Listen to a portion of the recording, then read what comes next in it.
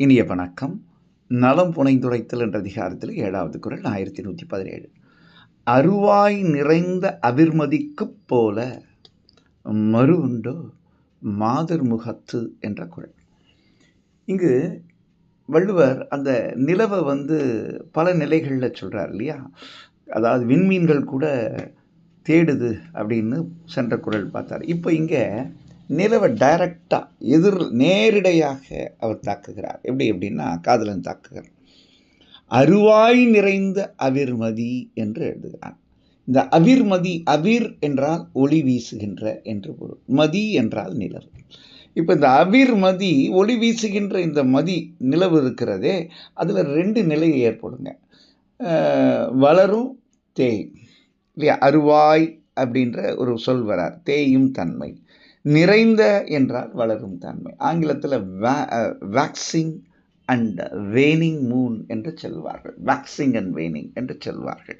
அப்போது இது தேயும் தன்மை, நிறைந்த தன்மை, வளரும் தன்மை, 2ம் உள்ளடக்கியது எது? ஒளிர்மதி, அவிர்மதி.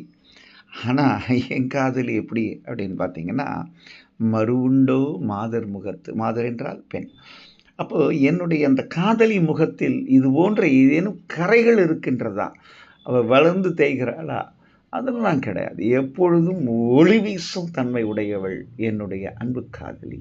அங்கு மறு என்ற பேச்சுக்கு எப்பொழுதும் இடமில்லை.